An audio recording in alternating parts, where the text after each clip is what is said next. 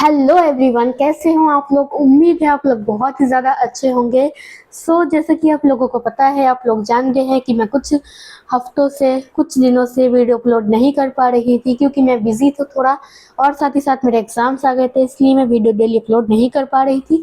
लेकिन चिंता करने की कोई बात नहीं है, आज से और अब से रेगुलर वीडियो जैसे पहले पोस्ट हो रही थी वैसे ही पोस्ट की जाएंगी। आप लोग हर वीडियो को लेटेस्टली चेक कर सकते हैं, और इससे पहले की जो वीडियोस हैं वो भी आप जाके देख लीजिएगा। जैसा कि आप लोग जानते ही हैं, हमने एक बेसिक इंग्लिश ग्रामर सीरीज की शुरुआत की थी। डे 20 तक हमने लास्ट बनाया था और आज है डे 21। लास्ट की वीडियो में मैंने प्रेजेंट कॉन्टिन्यूस टेंस के बारे में सिखाया था, तो आज यानी डे 21 में हम बात करेंगे पास्ट कॉन्टिन्यूस टेंस की। मैं आप लोग से एक बार फिर माफ़ी मांगना चाहती हूँ, और अब से आपको फिक्र करने की कोई भी ज़रूरत नहीं है। रेगुलर वीडियोस पोस्ट की जाएंगी, आप वहाँ से इंग्लिश सीख सकते हैं।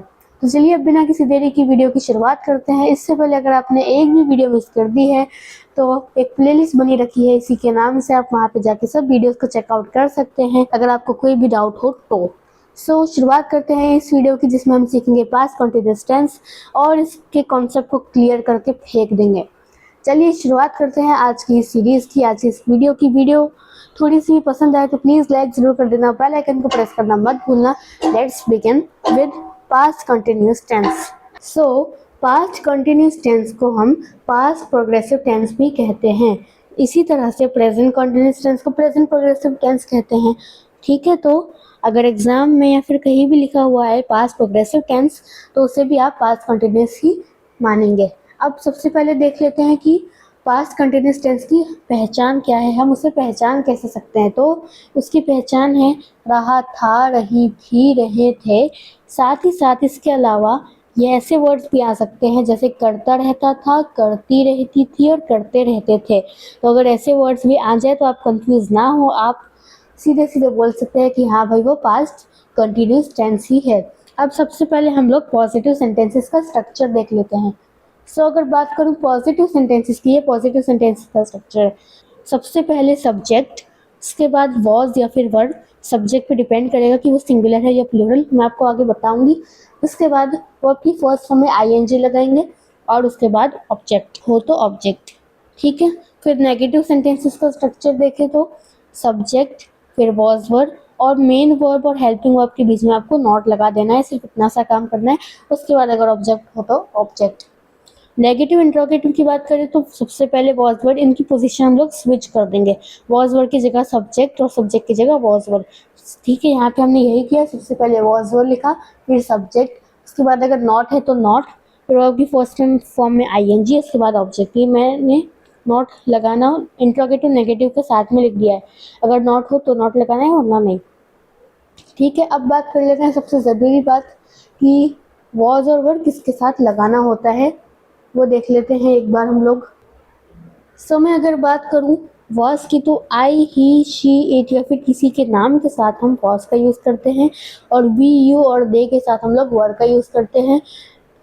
ये समझ सकते हैं प्लूरल के साथ वर्ड, सिंगुलर के साथ वॉज, लेकिन यहाँ पे यू एक्सेप्शन है, यू के साथ भी हम वर का यूज़ करते हैं।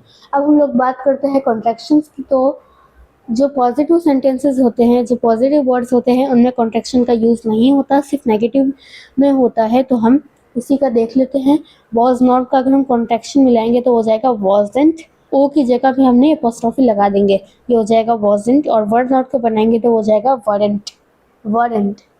ठीक है, अब हमने इसका स्ट्रक्चर वगैरह समझ लिया, ये भी देख लिया कि वॉज और वर्ड कहाँ कहाँ यूज़ होते हैं।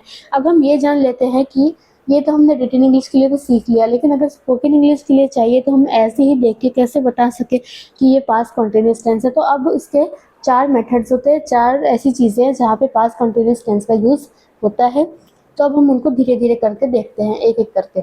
सबसे पहली जो चीज़ जहाँ पे पास्ट कंटिन्यूस टेंस का यूज़ किया जाता है वो है पास्ट में किसी पर्टिकुलर टाइम पर कुछ हो रहा था, यानी कि पास्ट के अंदर कोई टाइम पर कुछ हो रहा था। जैसे कि मान लीजिए आपसे कोई पूछता है कि तुम क्या कर रहे थे, तो वो ये भी पूछ सकता है ना कि तुम कल 6 बजे क्या कर रहे थे, तुम इस समय क्या कर रहे थे, तुम थोड़ी देर पहले क्या कर रहे थे। तो वो एक टाइम देता है, टाइम मेंशन करता है बीच में। तो सेंटेंस कैसे बनाएंगे, what were you doing at 6 PM yesterday, तुम कल 6 बजे क्या कर रहे थे? तो जवाब कुछ भी आ सकता है, जैसे कि आप बोलते हो आई वॉज वॉचिंग टीवी, मैं टीवी देख रही थी। अगर इसी का नेगेटिव बनाएंगे तो I was not watching TV, मैं टीवी नहीं देख रही थी। अगर इसका इंट्रोगेटिव बनाएंगे तो वॉज आई वॉचिंग टीवी, क्या मैं टीवी देख रही थी। और अगर नेगेटिव इंट्रोगेटिव बनाएंगे तो was I not watching TV, क्या मैं टीवी नहीं देख रही थी। तो इस तरीके से आप पास्ट कंटिन्यूअस टेंस के सेंटेंसेस बनाते हैं। एक बार इसको स्ट्रक्चर वाले में भी समझ लेते हैं। मैंने लिख के ही रखा है, positive she was reading, negative she was not reading, interrogative negative was she not reading, और अगर इंट्रोगेटिव है तो वॉज शी रीडिंग। इस तरीके से हम सेंटेंसेस बनाते हैं। ये था पहला पार्ट जहाँ पे हम पास्ट कंटिन्यूअस टेंस का यूज़ करते हैं। चलते हैं आगे और कुछ और वेज देखते हैं जहाँ कहाँ पे पास्ट कंटिन्यूअस टेंस का यूज़ किया जाता है। चलिए देखते हैं आगे। जो सेकंड कंडीशन जहाँ पे पास्ट कंटिन्यूअस टेंस का यूज़ किया जाता है वो है एक काम के ही दौरान दूसरा काम का होना। ठीक है, यानी कि इस टेंस में इसके अंदर दो टेंसेस का एक साथ यूज़ किया जाता है। एक काम के दौरान ही दूसरा काम होना। ठीक है, तो past continuous plus past simple, इन दो टेंसेस का यूज़ किया जाता है। पास्ट कंटिन्यूस टेंस का यूज़ कब होता है? यहाँ पे हम पास्ट कंटिन्यूस टेंस का यूज़ करते हैं लॉन्ग एक्शन को बताने के लिए, और पास्ट सिंपल का यूज़ करते हैं टू एक्सप्रेस शॉर्ट एक्शन को एक्सप्रेस करने के लिए हम पास्ट सिंपल का यूज़ करते हैं। एग्जाम्पल देखेंगे तो मैं आपको अच्छे से समझा पाऊंगी कि मान लीजिए उसको पूछता है कि what was she doing when I telephoned, जब मैंने उसे फ़ोन किया तो वो क्या कर रही थी। तो जवाब में कुछ भी आ सकता है। मान लीजिए she was having dinner when you telephoned, जब आपने फ़ोन किया तो वो खाना खा रही थी, डिनर कर रही थी। इसी सेंटेंस को आप 4 तरीके से लिख सकते हैं, जैसे कि while you telephoned she was having dinner while you telephoned। ठीक है, और when you telephoned she was having dinner। so इस तरीके से आप while या फिर when की पोजीशन को स्विच कर करके अलग अलग तरह से सेंटेंसेस बना सकते हैं जिनका मीनिंग सेम होता है। तो ये था दूसरी कंडीशन। तीसरी कंडीशन क्या होती है जहाँ पे पास्ट कंटिन्यूअस टेंस का यूज होता है? आइए देखते हैं कि जब पास्ट में जब काम एक ही समय पर हो रहा था, जब एक ही समय पर कुछ काम हो रहा था, ये भी बहुत ज़्यादा यूज़ किया जाता है। जैसे कि she was dancing while he was singing, वो नाच रही थी जब वह गा रहा था। यहाँ पे दोनों ही काम एक ही समय पर हो रहे थे। She was dancing past continuous tense है, वाइल ने इन दोनों सेंटेंसेस को जोड़ दिया, वाइल ही वॉज सिंगिंग। इस तरीके से एक और एग्जाम्पल है, they were sleeping while we were working, वे सो रहे थे। They were sleeping while we were working, वे सो रहे थे जब हम लोग काम कर रहे थे। तो ये होती है तीसरी कंडीशन।